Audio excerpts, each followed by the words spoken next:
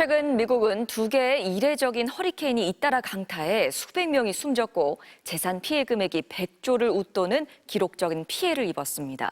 두 허리케인의 공통점은 급격히 발달하는 급강화 허리케인이란 건데요.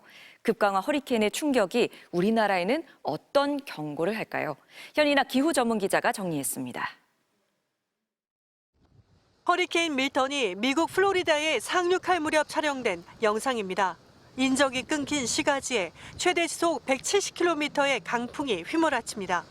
밀턴에 앞서 불과 2주 전에는 강력한 허리케인 헐린이 플로리다를 강타했습니다.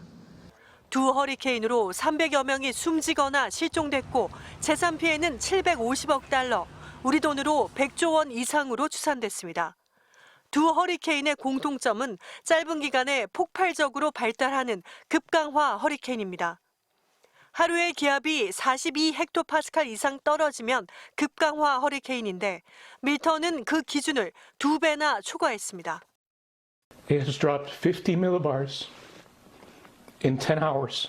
This is just horrific. 줄줄이 출현하는 급강화 허리케인 원인 중 가장 중요한 건 역대급으로 뜨거운 대서양입니다. 네, 이것은 지난달 바닷물 온도를 분석한 건데요. 가장 짙은 붉은색은 수온 신기록을 경신한 해역입니다. 허리케인 밀턴과 헐린이 발달한 멕시코만의 수온은 역대 최고입니다. 대서양뿐 아니라 인도양도 역대 최고고요.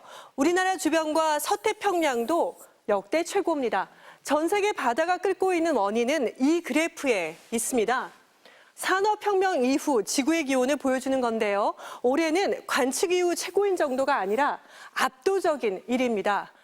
최근 국내 연구진은 뜨거운 바다에서 왜 급강화 현상이 강해지는지 중요한 원인을 찾았습니다. 늘어난 수증기와 더불어 허리케인이 일으킨 파도가 부서지며 만드는 물방울, 즉 해양 분무의 영향입니다. 물방울들이 태풍 속으로 빨려 들어가게 되겠죠. 그리고 상승 기류가 강하니까 빨려 들어간 물방울은 바로 태풍의 중심부로 가면서 굉장한 상승 기류와 태풍의 어떤 구조를 강화시키는데 에너지원으로 이렇게 사용이 되거든요.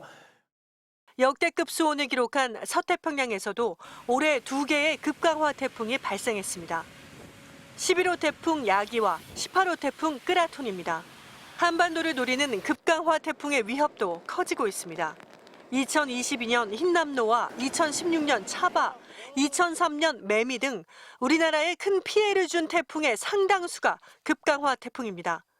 전문가들은 흰남노 같은 초강력 태풍이 2030년대는 5년마다, 2050년대는 2, 3년에 한 번 빈도로 한반도를 강타할 위협이 있다고 경고합니다.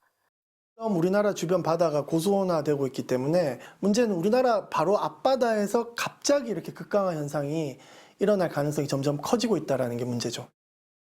뜨거워진 세상에서 더 위험해진 태풍을 예측할 수 있는 시스템과 대비 태세를 서둘러 강화해야 합니다. MBC 뉴스 현인아입니다.